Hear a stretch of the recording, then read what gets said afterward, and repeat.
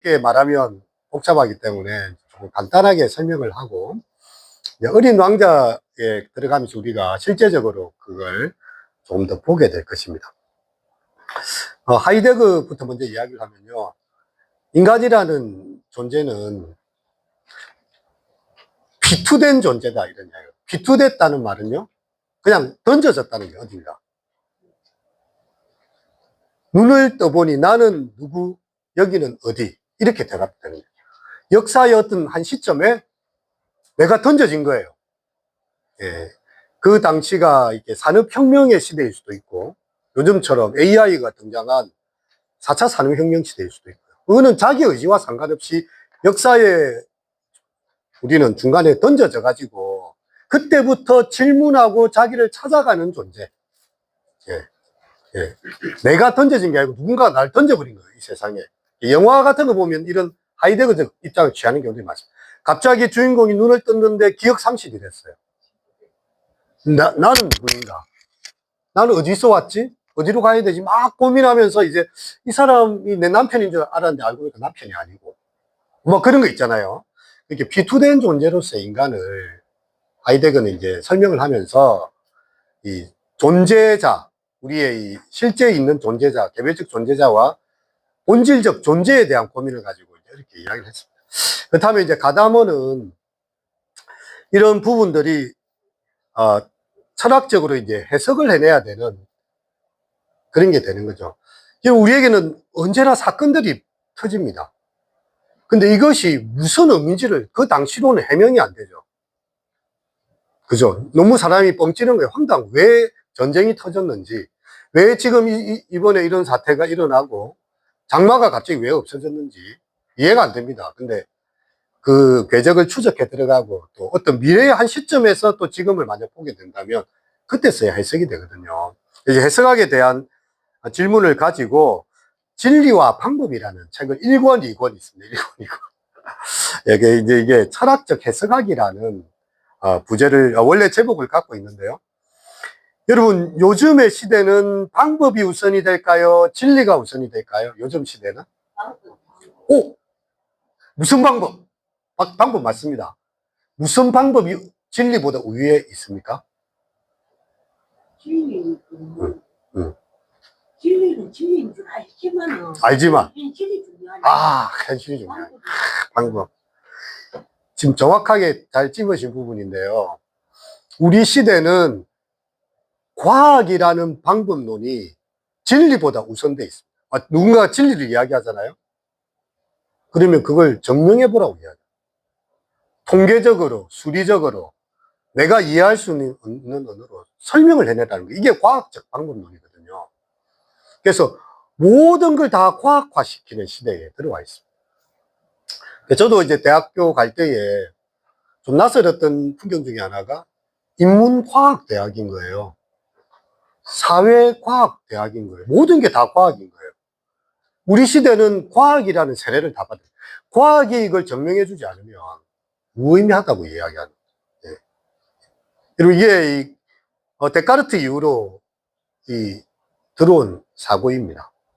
지금 데카르트 수학자죠, 그죠? 예, 데카르트 수학자입니다. 근데 이 철학은 보니까 뭐 이렇게 형이상학적 질문을 해대고 우주의 근원이 뭐냐, 우리는 무엇을 알 수 있느냐, 예. 하여튼 뭐 이 인식론, 존재로 뭐 어려운 이야기를 썼는데 수학은 딱 명쾌하게 표가 딱 되거든요. 그러면 어쩌면 철학도 인문학도 과학처럼 만들 수 있을까를 고민했던 사람이에요, 데카르트가. 그래갖고 그 방법 서술이나 성찰 같은 책을 읽어보면요, 굉장히 은밀한 사고를 체계적으로 해갑니다. 쉽게 말해서 자기가 살고 있는 세계를요 다 깨부숩니다. 이제 내가 길을 가다가 밤에 뱀을 봤어요. 놀랐어요. 그래서 나 밤에 뱀을 봤다 했는데 아침에 가보니까 뱀입니까? 예, 그냥 이렇게 줄이, 그죠? 동아줄 하나 이렇게 놓여 있는데 내가 착각을 합니다. 그러면 나의 경험의 세계가 은밀하지 못하다는 거예요. 나의 착각이었지 사실이 아니었다는 거죠. 그래서 그렇다면 내가 세계에 대해 인식하는 것들은 어떻게 보면 다 거짓이 아닐까? 예, 거짓이 아닐까 이런 출발점을 갖고 있습니다. 그래가지고 모든 자기가 생각하는 것들을 다 깨부수고 과학적 사고로 깨부수고 남기고 나니까 뭐가 하나가 남았을까요? 예, 질문하고 있는 자신만 남은 거예요. 그걸 코기토 에르고즘이라고 합니다. 이게 근대 철학의 시발점이에요. 나는 회의한다. 나는 이 세상의 모든 것을 질문하고 회의한다는 거죠. 고로 나는 존재한다. 그러니까 질문하는 자로부터 시작을 했거든요. 그러고 나서 이제 그 사고의 엄밀함을 질문을 통해서 다시 한번 신을 증명하고 또 이렇게 뭐 물질의 세계를 증명하고 또 자기의 세계를 증명해 가면서 이 근대에는 과학주의에 의해서 지배가 됩니다. 그래서 쉽게 말해서 화이트헤드 이런 사람들이나 근대 철학자들은요, 말할 수 없는 것에 대해서 말하지 말라고 이야기해요. 뭐 신이라는 세계니, 아까 신의 존재를, 아니, 그런 거는 표현이 안 되잖아요. 수치로 설명이 안 되잖아요. 그런 거는 철학에서 아예 말하지 말자. 비트겐슈타인 같은 철학자는 아예 그렇게 이야기합니다. 그래서 이제 설명할 수 있는 것만 설명하자는 거죠. 근데 우리가 살아가면서 설명을 다 할 수 있습니까? 여러분, 어린 왕자에서 그런 중요한 질문이 나오는데요. 정말 중요한 것은 눈에 보이지 않아. 근데 어린 왕자 시대도 마찬가지고 지금도 마찬가지지만 수치적으로 증명을 해내봐. 통계적으로 그것을 설명해봐. 눈에 잡히도록, 손에 잡히도록 그걸 만들어봐. 이렇게 이야기하는. 이런 과학적 방법론이 진리마저도 뭉개버렸습니다. 예, 누군가를 사랑한다 이렇게 하면 그것을 이렇게, 몸에 도파민 수치로 측정할 수 있나요? 측정이 돼야 돼요. 쉽게 말해서. 그렇게 하면 사랑이 아닌 거예요. 몸에 반응이 일어나야 돼. 그죠? 아니면 자기 물질이 얼마나 그 사람한테 갔는지, 예, 증명서로 표현이 돼요. 근데 사랑이라는 단어를 그렇게 표현할 수 있습니까? 근데 근대의 많은 철학들과 경향들은요, 수로 표현하고 과학으로 설명을 해내라는 그런 주의에 빠지게 된 거예요. 그래서 이거에 대해서 아무도 이의를 제기하지 못하는 거예요. 근데 가다머가 질문을 제기한 것입니다. 물론 과학에 대해서 과학적인 설명을 하는 건 맞아요. 그죠? 예. 설명을 해야 되지 않습니까? 근데 인간의 그 인문학이나 종교라든지 인간의 다른 가치 있는 것들은 과학적인 방법론을 벗어난다는 거죠. 원래부터 다른 계열을 가지고 있다. 그래서 과학적인 방법론이 진리를 억눌러 버린 시대에 진리로서의 뭐 종교라든지 인간의 인문학이나 가치 같은 것들을 다시 그 위상을 회복시킨다. 그래서 이거는 이제 근대 과학주의의 반기를 든 거예요. 쉽게 말해서. 진리가 우선이다. 예. 아마 어린 왕자도 그런 이야기 나온 것 같아요. 처음에 쭉 나오는 내용들이 보면 그렇습니다. 설명할 수 있는 거, 이해될 수 있는 것만 공부해라는데 세상에는 이해하지 못할 일들과 생각하지 못할 일들. 좀 과학은 설명할 수 있는 것을 설명해내는 거예요. 그죠? 예. 어떤 식으로든 설명을 해내는 것입니다. 근데 예술이라는 것은 설명할 수 없는 것을 표현을 해내야 되는 거예요. 그렇지 않습니까? 예. 설명이 안 되는, 우리보다 더 큰 세상을요, 이렇게 표현해내야 되는 그런 상황이 된 거죠. 그래서 진리와 방법, 여기서 진리를 앞서 두었다는 것은 진리의 가치가 과학적 방법론을 넘어서는 초월적 가치가 있다는 것을 이야기하고 있고요. 이걸 증명해내기 위해서 진리와 방법, 어려운 책을 쓰게 됩니다. 이 해석학에는 두 가지 전통이 흐르고 있는데요. 여러분, 그 법도 해석을 해내야 되지 않습니까? 예, 법을 가지고 어떤 상황에 대해서 해석을 해줘야 그것이 판결이 난단 말이죠. 그런 것처럼 이렇게 뭔가를 해석해내는 데는 두 가지 전통이 있는데, 하나는요, 진리는 진리로서 존재한다는 거예요. 예, 우리가 고대 그리스 신화로 보면 헤르메스라고 이름 기억납니까? 헤르메스의 역할이 뭐죠? 예, 메신저죠. 신의 뜻을, 제우스의 신의 뜻을 가지고 인간들에게 그대로 이렇게 전달하는 역할입니다. 전달자의 역할이죠. 이게 헤르메스의 전통인데, 해석학은 원래 이 진리가 있는 것을 그대로 우리에게 전달해주는 해석이다라고 이제 표현한 게 있는가 하면, 해석학은 별거 없어. 그것은 하나의 문법이고 수사학적인, 예, 언어적인 방법론이고, 법학적 해석이고, 문학적 전통이야, 라고 이야기합니다. 그러니까 두 번째 해석이 보면 과학주의 방법론에 근거한 거죠. 언어를 어떻게 해석해야 되느냐. 그것도 단지 언어, 예. 결국 그 소시러나 우리 현대 철학으로 오게 되면요. 사람의 존재도 언어밖에 안 남아있어요. 그 사람의 무의식의 세계라든지 그 사람의 영적 세계를 인정하지 못하는. 그래서 남아있는 게 언어학밖에 없어요. 예, 그렇게 되거든요. 근데 이 언어적 전통조차도 아까 말했듯이 문헌적이고 수사학적이고 법학적인 걸로 해결이 된다. 이쪽 계열의 이 학자들이 있습니다. 근데 가담은 어떤 전통을 가지고 있을 것 같아요? 예, 아까 말했던 전통적인 해석. 진리는 원래부터 진리도 존재한다는 거예요. 그것이 우리에게 해명될 이유도 없고 다 해명되지도 않는다. 신존재 증명이라는 것을 꼭 다 해낼 수가 없다. 우리가 신을 존재를 증명을 해낼 수 없다는 게 원래 있는 거다. 이건 쉽게 말해서. 예, 우리가 해석하지 못한다고 해서 그걸 없다고 말할 수는 없다. 이렇게 이제 표현이 될 수 있는 거죠. 그럼 우리 인간의 사고나 생각을 가담의 입장에서는요, 순수하게 내가 이런 생각을 했다, 나는 창의적인 생각을 했다라고 말하는 게 있을까요? 나는 기발한 생각인데 인류 최초로 내가 이걸 설명하고 해석했어라고 이야기한 사람이 있을까요? 그런 건 없다는 거예요. 우리 거인이 있습니다. 거인의 어깨 위에 조그만 난장이가 앉아 있습니다. 그러면 이 난장이는 스스로가 여기까지 올라온 것일까요? 거인의 어깨만큼의 역사적 전통을 지니고 있는 것일까요? 네, 맞습니다.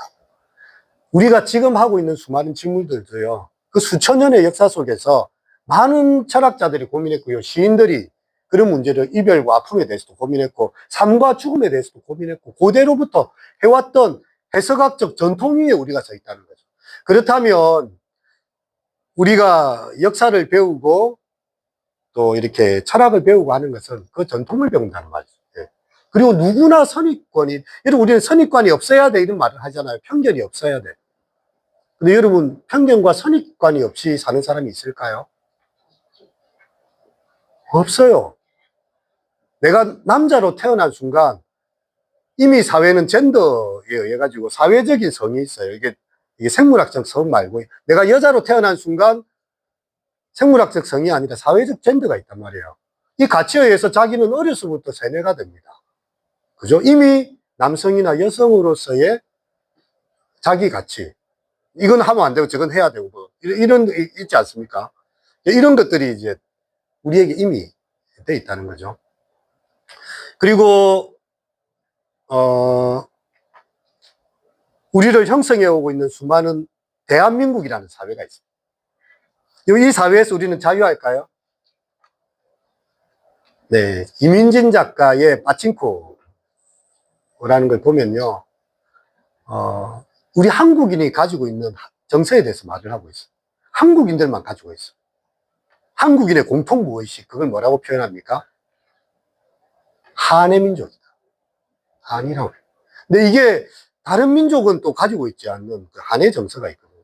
나라를 수없이 빼앗기고, 가족들을 순식간에 잃어버리고, 예, 역사의 모든 것을 술탈당했던 그 정서가 우리 속에 몇몇 이어져. 내가 한국인으로 태어난 순간 이런 정서를 어느 정도로 가지고 있다는 거죠. 나는 한국인 아닌데요. 그렇지 않습니까? 근데 제가 그 미국에 있을 때 이제 그 버지니아 텍에서 총기 사고가 있었거든요. 이 친구가 한인 2세로 태어난 친구였습니다. 그래서 자기를 막 괴롭히고 힘들게 하는 애들한테 총을 들고 난사했어요. 그러고 나니까 이제 미국에서도 조기가 걸리고 막 그렇게 됐죠. 근데 우리 한국의 대통령이 그 당시에 미국을 방문해서 뭐라고 했는지 아십니까? 네, 우리 한인 2세가 이렇게 총기를 난사해서 사람이 죽게 된 것을 대단히 사과한다 이런 말을 했어요. 근데 미국 사람도 그게 이해가 안 돼요.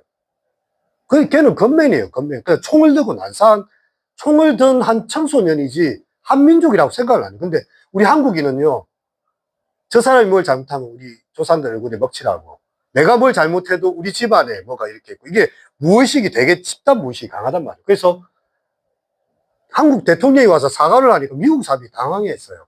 이런 일들은 수없이 일어나고 있는데, 미국에서는. 그리고 월마트 있잖아요. 가면 총을 그냥 사요. 우리 슈퍼에서 총 사듯이 다 기록합니다. 사인하고. 그냥 총을 살 수 있어요, 실탄을. 그래가지고 가지고 있다가 총을 난사해서 죽었는데, 왜 이렇게까지 대통령이 사과를 하지?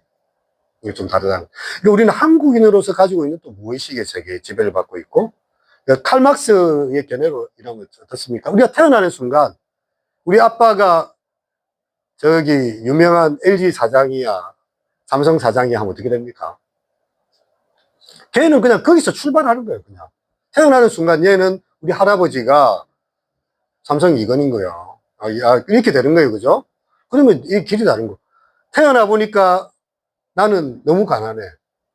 그래서 이걸 칼막스 입장에서는 사람이 태어날 때부터 프롤레타리아적인 의식을 갖게 되고, 또 이렇게 노동자 계층을 뭐라고 합니까?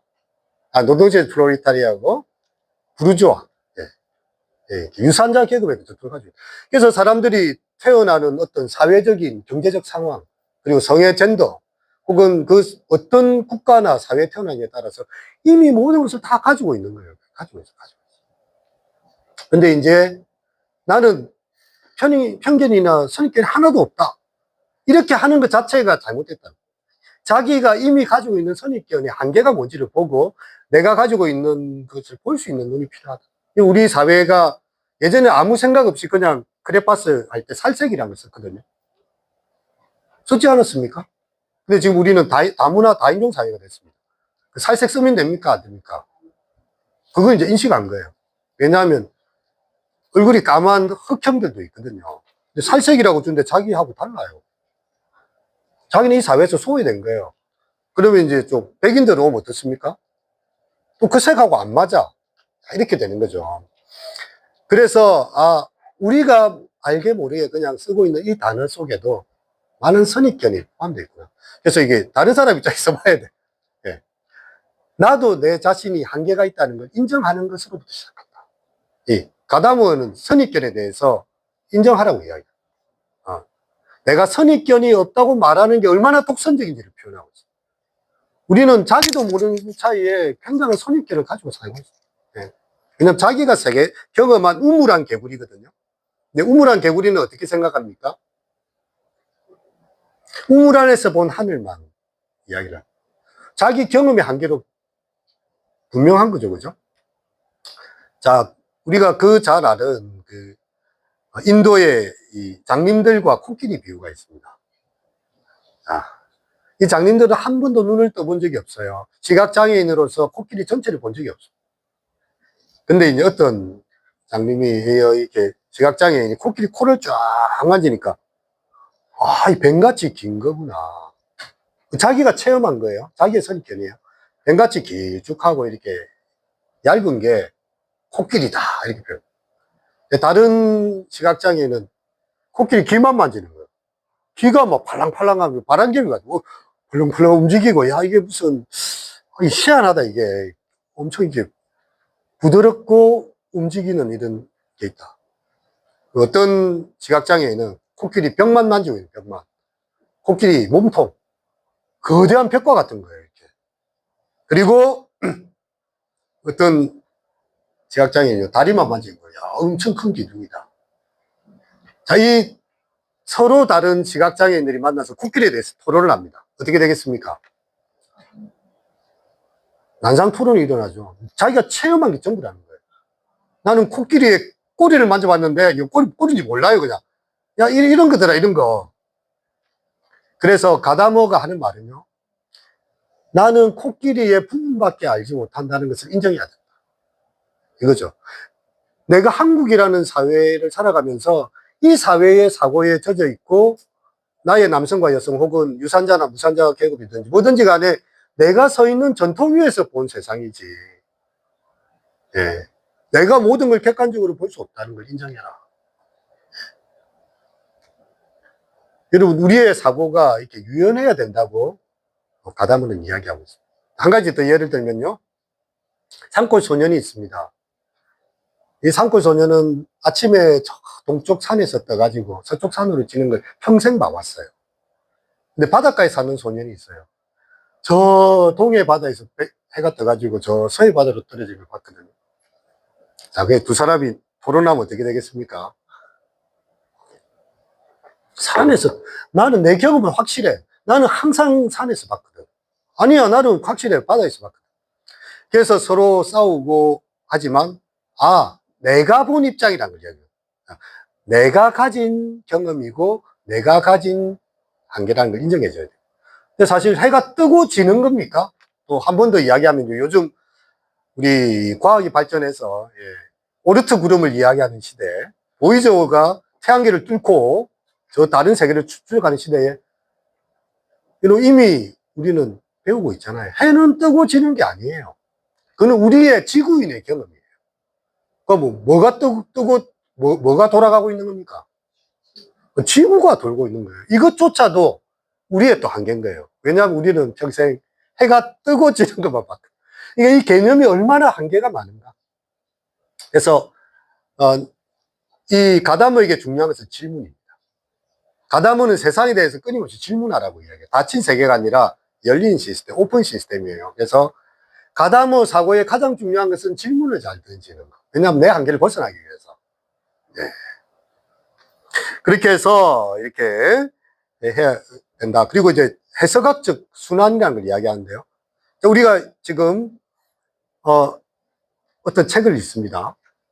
책을 읽어요. 용비어 청가 합니까? 네, 요즘은 이재명 청가를 적고 있는지 모르겠죠. 용비어 청가 세종대왕이 적었어요. 그죠? 그 당시에. 자, 그 세종대왕의 시대에, 조선시대에 적었던 그 글과 2025년 지금 대한민국 살아가는 우리 사이에 문화와 역사와 지리도 많이 달라졌어요. 그 당시에. 그 사이를 서로 조율해야 돼요. 근데 그 당시에 있던 거를 지금 여기에 똑같이 이접시키면 그게 맞을까요? 조선시대에는 사람들이 꼭 갓을 써야 돼. 예, 갓을 쓰는 게 그게 품격이고 그게 양반의 도리고. 요즘 갓 쓰고 사는 사람 있습니까? 안 쓰잖아요. 그죠? 근데 이제 사람들이 자기 머리를 단장하든지 뭐 다른 사람을 위한 어떤 제법을 갖추는 건 자기 나름이 있겠지만 다르다는 거죠. 그래서 그러면 이게 우리 시대의 해석학적 순환을 이루어야 된다는 거죠. 우리 시대에 그러면 갓을 쓰고 나간다는 건 어떤 의미가 될 수 있을까? 네. 그런 식으로 해석에 우리의 현재가 과거의 질문을 던지고 과거가 우리의 현재 질문을 던지면서 서로 순환이 돼야 돼요. 근데 이런 걸 잘 못하는 사람들도 있거든요. 딱 판에 박힌 대로만 성경을 해석하는 사람, 성경 해석도 나옵니다. 가다마한테는. 예전에는 그런 경우들이 많았어요. 이제 교회 안 다니신 분들 다니시는 분들 있을 수 있는데, 교회 다녀오면 신발을 벗어야 돼요. 신발을 벗어야 돼요. 왜 그렇겠습니까? 예, 이것은 신이 있는 거룩한 곳이기 때문에 내 발에 신을 벗으라고 했거든요. 그죠? 감히 신을 신고 예배당에 들어올 수가 없는. 그래서 신발을 딱 벗고 예배당에 들어왔다. 근데 요즘 어떻게 다 합니까? 다 신발 신고 의자에 가서 앉아서 이렇게. 근데 그렇다면 이 해석이 완전 달라진 걸까요? 여기에서 중요한 것은 신에 대한 경외감이 중요하다는 거죠. 이 문화의 차이는 다르게 바뀔 수 있습니다. 비록 신을 신고 뭐 이렇게 종교의 모임에 참여하고 있지만 마음은 신에 대한 경외감을 잊지 않아야 된다. 이게 더 중요한 포인트거든요. 이게 해석인 거예요. 그 가치. 그래서 현재와 과거 사이에 서로 대화하고 해석학적 순환이 일어나야 된다. 지평도 서로 다른 게 융합돼야 된다. 그래서 가다머 해석학은 이 현실의 역동성을 그대로 조금 받아들이면서요, 현재를 해석하고 있어요. 지금 제가 한국연구재단에 지금 이제 제안해 놓은 게 바로 이런 거거든요. 그래서 여러분 지금 혹시 챗 GPT나 뭐 빙이나 코파일럿이나 이런 생성형 AI를 써보신 분이 있습니까? 어떤 질문 해보셨어요? 어떤 거 해보셨어요? 어떤 질문? 그는 무조건 질문을 프롬프트를 넣어야 되잖아요. 어떤 질문 한번 넣어보셨습니까? 과제 공부하는 거. 네. 네. 일정 스케줄 짜는 것도. 네. 예. 이게 MG입니다, 요새. 이런 예를 들어서 말레이시아에 내가 일주일 동안 여행을 간다? 우리 같은 거 예전, 어떻게 하십니까, 여러분? 찾아봐야죠. 챗 GPT가 일주일 동안 꼭 가봐야 될 말레이시아의 주요 명소와 또 뭐 그걸 쳐줘 이렇게 일주일 여정을 짜줘 준비물 해줘 이러면 얘가 착착착착착착착 만들어줘요. 근데 질문을 잘 던져야 돼요. 이게 가다모 해석하기와 연관이 되는 거예요. 내가 모른다는 전제하에 내가 알고 있는 선입견의 한계를 인정하면서 이렇게 빅데이터 있죠, 빅데이터. 여러분 그 생성형 AI는요 잠을 안 잡니다. 얘들이 밥도 안 먹어요. 전기만 공급해주면 얘들은 책을 계속 읽거든요. 모든 정보를 다 입수하고 있어요. 그리고 초기에 3.0 버전이 나왔잖아요, 챗GPT. 그때는 이제 실험적으로 했을 때요. 하위 20%로 의학 시험이나 변호사 시험 얘들이 합격했습니다. 3.5가 나오면서 어떻게 된지 아시죠? 상위 20%.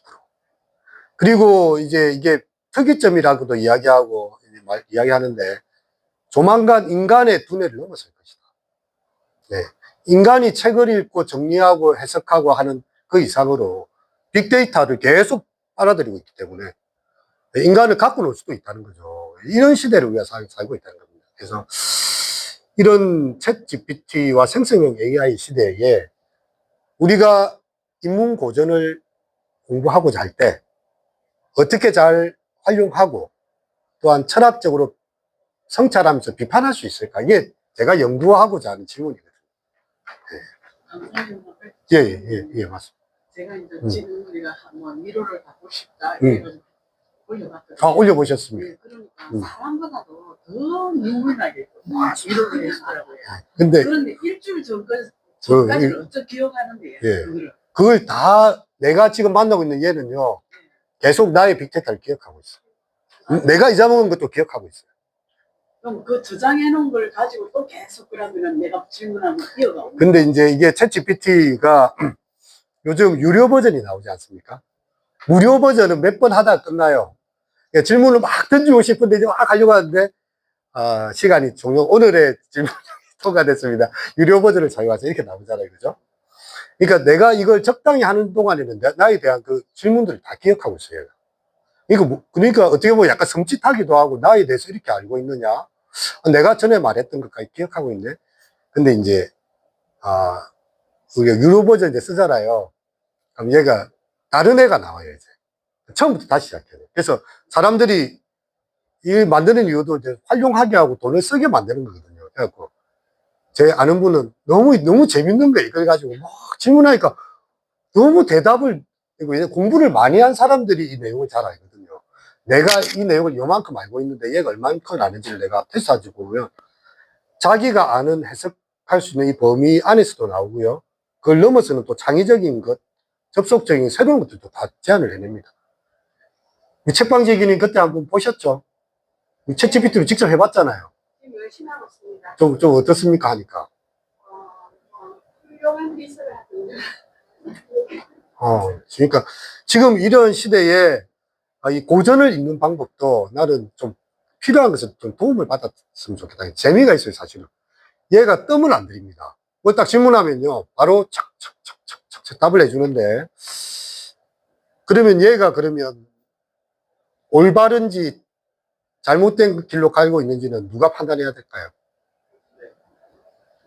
내가 판단해야 돼, 사람이. 그 사람이 판단하기 위해서는 어떻게 해야 됩니까? 내가 더 공부를 많이 해야 돼요. 제가 아는 그 박사님은 지금 대학원에서 강의를 하고 계신데 자기만의 연구와 그런들이 참 많았어요. 그래가지고 다양한 질문들을 많이 던질 수가 있는 거예요. 근데 보통 사람들이 챗 GPT 띄우면 할 말이 없어요. 내가 뭘 물어보지? 근데 고민이 있고 질문이 있으니까 내 마음이 좀 이렇게 어려운데 필요한 대답을 해줘. 시를 하나 지어줘. 시도 지어주고요. 그런 영화 같은 거 좀 볼만한 거 추천해줘 하면 그 과거의 영화도 좋고 현재의 영화도 좋아하고 그것도 초등학교 2학년 수준의 언어로 대답해줘. 박사과정 수준으로 대상에 따라서 다 정리 다 합니다. 저도 그 테스트를 다 해봤거든요. 지금도 쓰고 있어요. 그래갖고 얘를 우리 인문고전인데 조금 도움을 좀 잘 활용해야 되겠다. 그러기 위해서는 좋은 질문을 던져야 된다. 좋은 질문을 던지기 위해서는 내가 공부를 많이 해야 돼. 생각을 많이 해야 돼. 그렇게 해서 그 대화를 하고, 아까 말씀하셨던 것처럼 그렇게 하다가 이제 유료번이 끝나고 이제 요금 다 끝났잖아요. 새로운 AI가 또 나옵니다. 그때는. 그러니까 보통 이제 사람들이 그걸 한번 하면요, 돈을 주고 계속 하게 돼 있어요. 왜냐하면 얘하고 오랫동안 대화했기 때문에. 얘가 내 빅데이터를 기억하는 거예요. 아, 그때 이거에 대해서 질문하셨지요. 이거에 대해서 그레이드 돼서 이렇게 대답합니다. 자, 여러분, 내비게이션을 한번 생각해보세요. 내비게이션. 지금 처음에 내비게이션 나왔을 때 어땠습니까? 이놈이 이상한 데를 나를 데려. 내가 어디 가고 싶은데 공동묘지에 나를 데려다 놔요. 좀 그런 황당한 경우들이 있습니다. 아니, 차라리 내가 지도를 보는 게 낫지. 내비를 믿지 말고 애비를 믿어라. 어? 내가 이 길을 얼마나 많이 다녀봤는데, 이러면서 이제. 자, 그런데요. 지금은 내비 없이 사는 사람들이 있나요? 운전할 때? 길을 알아도 내비를 켭니다. 몰라도 켭니다. 자, 그런데 이 내비가 나를 지배하지 않고 내가 내비를 지배할 수 있는 방법은 무엇일까요? 내가 길을 많이 알아야 돼요. 경험적으로. 그러면, 얘가 좀 이상한 데를 알려주는구나. 잘못된 데를. 그리고 내비가 꼭 가르치는 대로 내가 가지 않을 수 있는 자유가 있습니다. 내비는 항상 효율적인 길을 안내해 주거든요. 가장 빠른 길. 나는 오늘 기분이 별로 안 좋아. 오늘 강변도로를 그냥 기름값이 더 들든 말든 시간이 들든 말든 난 달리고 싶어. 내비가 뭐라 해도 그냥 추천을 해줄 뿐 나는 더 먼 길을 돌아갈 수 있어. 그건 인간의 의지와 관련돼 있어요. 그래서 여러분, 우리가 말과 경주에서 지금 싸워서 말이랑 이길 수가 없습니다. 그죠? 챗GPT를 비롯한 생성형 AI들은요, 지금 계속해서 개발이 되고 있고, 지금 인공지능이 만들어진 거 아닙니까? 그리고 로봇 사업이 같이 만들어지고 있어요. 그러면 이 로봇에다 뭘 집어넣겠어요? 인공지능을 집어넣죠. 그러면 사람의 말을 알아듣고 사람의 일을 해주는 로봇이 상용화될 날이 크게 멀지 않았다. 예. 근데 이제 그렇게 되면 우리가 이 로봇의 지배를 당하는 게 아니라 이런 고민이 들기 시작하잖아요. 그죠? 그래서 어떤 데는 이제 이 개발 자체를 멈춰라. 근데 개발이 멈춰지겠습니까? 이것이야말로 21세기에 가장 돈이 되는 사업이에요. 돈이 되는 사업이에요. 그래서 사람들이 이 개발을 멈추지 않습니다. 그렇다면 이것을 우리가 컨트롤하면서 살아갈 수 있기 위해서는 사람들이 더 똑똑해지고 더 공부를 많이 해야 되고요. 아, 얘가 좀 이상한 망상으로 말을 하고 있구나. 실제로 그 데이터를 가지고 또 자기가 찾아봐야 돼요. 그럼 그런 자료가 없을 때도 있거든요. 그래서 얘도 약간 망상이 있다. 왜냐하면 챗GPT를 비롯한 생성형 AI들은요, 무조건 답을 만들어내게 알고리즘이 만들어져 있습니다. 그래서 이상한 말을 한 번씩 토해내면, 아, 이거는 틀렸구나. 그걸 여러분이 판결을 해야 돼요.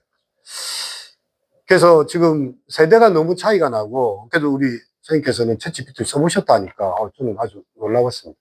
아예 그냥 관심도 없고 무지한 사람들도 있어요. 근데 실제로 쓰고 있는 사람들은요, 업무의 효율성이 엄청 올라갑니다. 일주일 내내 고민하니까 2, 30분 하면 다 끝내요. 실제로 그래요. 근데 그 내용이 허접하거나 뭐 좀 이상한 게 아니에요.